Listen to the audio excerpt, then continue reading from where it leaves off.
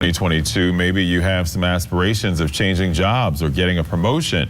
Do you know your worth? This is an aspect of career advancement that can be difficult for many of us. Nancy Werteen takes a look at this subject in today's Workplace Lessons. What value do you bring to your workplace, and do you know how to quantify it for your supervisors? Career experts say that you should.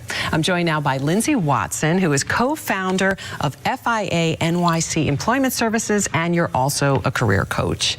So how do we understand what our worth is so that we can communicate it a little bit better? That's a great question. I'm so happy to be here. Thank you, Nancy. So first and foremost, it's great to have wonderful work experience, but sometimes it's hard for us to be able to see our value and really be able to identify it in a way that's quantifiable to share with clients and to be able to even communicate in general. So my first suggestion would be to find a partner, find a career coach or someone within your network who can work with you to really understand how much you've accomplished and how much you've contributed to the employer that you work for. And what about with the online environment? You know, a lot of people working remotely. I'm imagining that it's going to be even more difficult to be able to quantify your value to your supervisor. You know, what I found over the past couple of years is these have been challenging times, and depending on our approach and our personality, the level of challenge has been a little bit different. So if you're used to being in person and you've got an elevator pitch, it can be a little bit more challenging to be able to communicate that online. But if you've not really had the experience of going out and talking about yourself, an online or virtual start is actually a little bit of an easier go. Good point.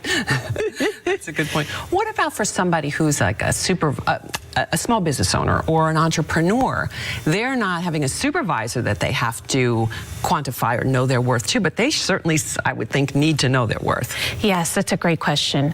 Being a business owner myself, I actually went through that a couple of years ago, and I was forced to kind of decide, who am I going to be and what am I going to do going forward? I have a great business partner, and we had really worked so hard with the business, but I was having some insecurities. And so I sat down and decided to write my own resume. Having had 16 years of experience in recruiting, I can tell you it was not easy. And this is why I'd encourage people to find a partner.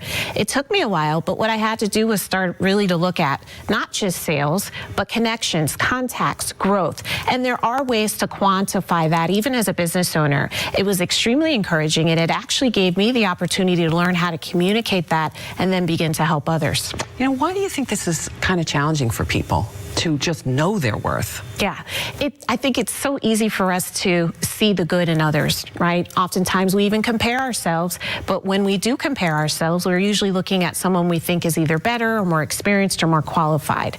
And so what I've found is that when you look at the numbers, when you can sit down and determine, I've increased sales by 20%, or I've reduced operation costs by 30% year over year, it gives you that foundation of confidence.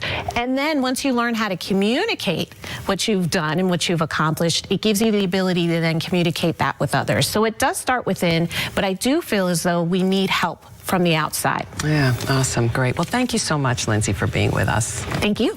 And join us next week when we'll be talking about how to define your dream job. I'm Nancy Werteen. A new survey shows only 7% of Americans are in their dream jobs. So what is your dream job, and how do you define it, and how do you get it? Nancy Werteen takes a look at this subject in today's Workplace Lessons. We all probably have a different idea of what a dream job is. Do you know how you can define yours, and should you? I'm joined now by Lindsay Watson, who is co-founder of FIA NYC Employment Services and a career coach. So, Lindsay, should we have a thought in our mind of what a dream job is? It's a great question, especially now, right? Yeah. So what I've learned, having been a recruiter by trade for over 16 years, is as we evolve, our definition of what a dream job is evolves as well, and that we should give ourselves grace for those goals to change and evolve with us. So if 10 years ago, my dream job was completely different from what I want to accomplish now. So it's important to be able to identify really not only just what you've accomplished, but what it is that dream job means for you now. But don't feel as though you have to be held hostage to that definition. You're going to grow, your skills are going to grow, and as you continue to quantify and understand what you've accomplished and how you contribute, that dream job definition should grow as well. Well, and I'm thinking to myself too that, I don't know, is there a dream job? Because even if you think you have one, once you get in that, there's no perfect job, just like there's no perfect spouse. Yes. Well, maybe mine is, but no, I'm kidding. But you know what I mean? Nothing's perfect. Right. Well, what I found is just in November last year, there were over 4 million people who resigned.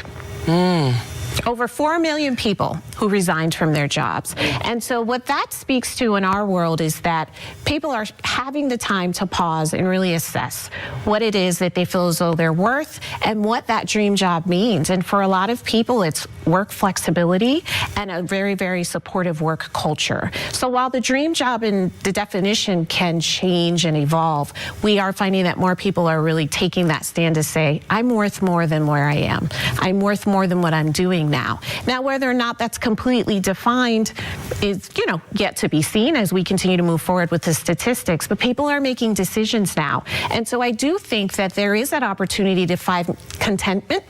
But it really goes back to knowing who you are, what it is that you have to offer, and then from there really looking for that right fit. So even if there isn't a perfect dream job, from what I hear you saying, it is productive to kind of think through, these are the things that I want and will make me happy, and try to go for those. Absolutely. And so at FIA, we always ask our candidates, no limits, no restrictions. What do you want to do? And you'd be amazed what kind of answers and responses we get. Some people dream to have a business, to own a nonprofit. Most people don't say, I just want to make more money. They're looking for contentment. And so for me, what I've learned through listening to the candidates is that's really where the dream lies. What makes you happy? Such good advice. Thank you so much for being with us. Thank you. And join me next week for another Workplace Lessons.